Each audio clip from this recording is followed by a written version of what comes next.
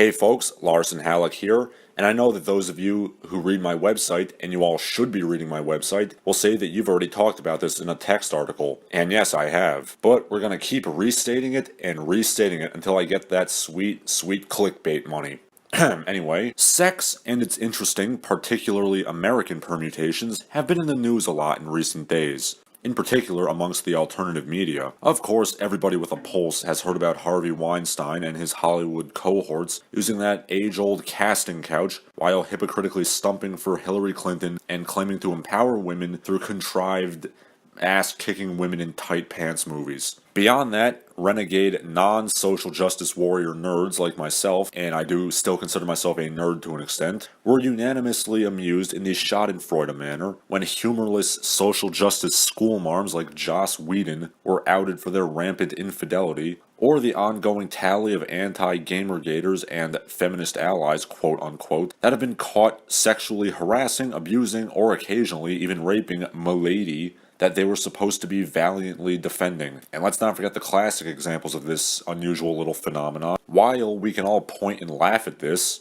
it does raise a very important question that, as far as I'm aware, has not received the sociological or psychological attention that it deserves. And that question is, why do so many male feminists come off as, and show themselves to be, complete fucking creeps? Now, just to clarify, when I use the term male feminist, I am not referring to a man that merely thinks that a woman can choose to have a career or a family, have equality under the law, and generally wants the sexes to be convivial and content with their life. I consider myself to be one of those, and I presume most of my listeners are as well. No, by male feminist, I mean the loud and obnoxious sort who denounce their fellow men for being masculine. They get all giddy over any subversion to masculinity or a strong and dominant woman. They go out of their way to be as unmasculine as possible. They criticize works of fiction for not being sufficiently woke. In short, the sort of guy who refers to himself as a male feminist. More likely than not, these spindly douchebags are the ones getting busted for behavior far more misogynistic than anything us atavistic reactionary primitives are doing to women.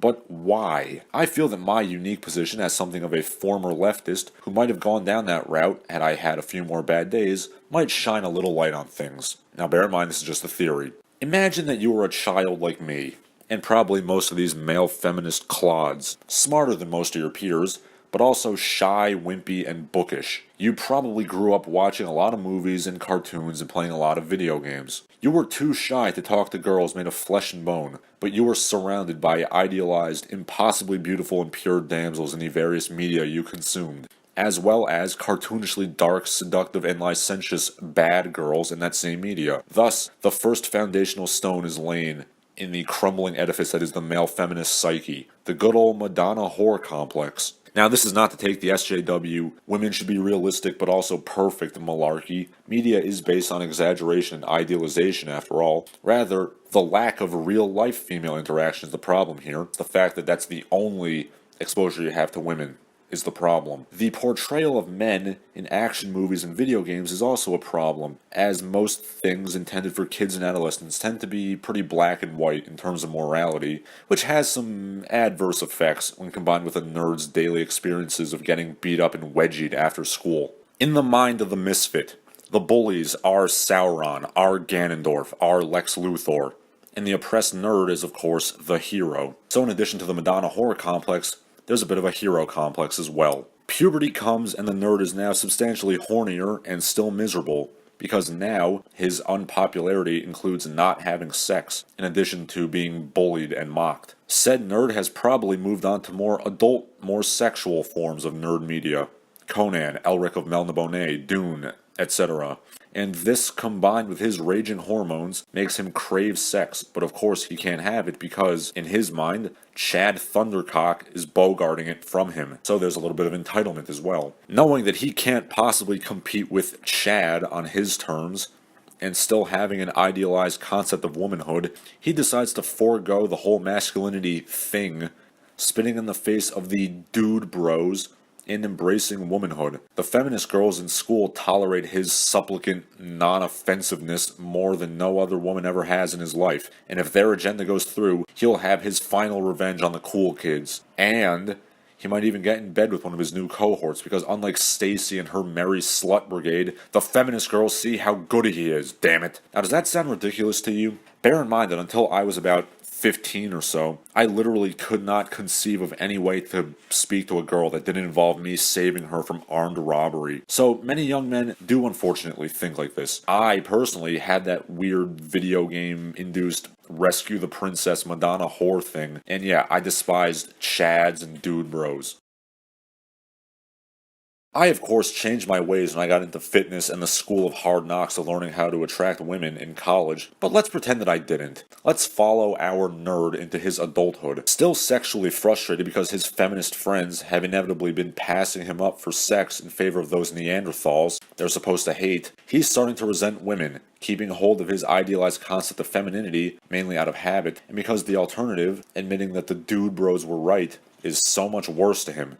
He can't force himself on a woman, heaven forbid, that's disgusting. So he just continues to hate them from afar. But then, he achieves his dream job, writing for a leftist news rag, or Marvel Comics, or maybe he sells a TV pilot or a movie script. Now, all of a sudden, he is a star. He has ascended to a similar position in society as Chad Thundercock, but by the virtue of being a nerd. And best of all, for the first time, women give him the time of day. In fact, they're practically throwing themselves at him. Beautiful young women, the kind that have been mocking and bullying him since kindergarten. Those half-remembered dreams of being a swaggering alpha male brute, suppressed for so long, come to the surface, and he revels in his newfound status, casting, couching most of the girls and coercing, harassing the ones who don't put out. Pleasurable to body and fulfilling to spirit in the short term. He ultimately feels kind of regretful because this is, of course, going against the feminist ideals he has been imbibing since he was a teenager. Thus, he overcompensates by supporting female politicians and writing overblown strong women, quote-unquote,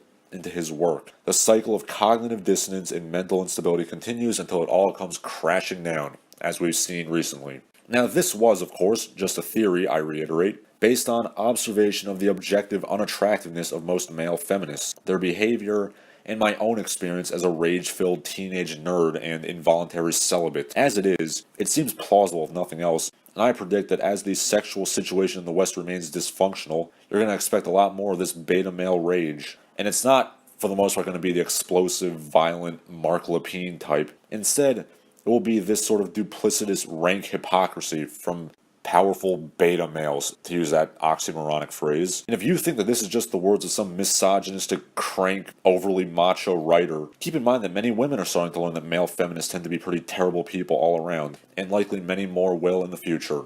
I'm Larson Halleck, and despite my copious knowledge of nerdery, I proudly remain not a male feminist.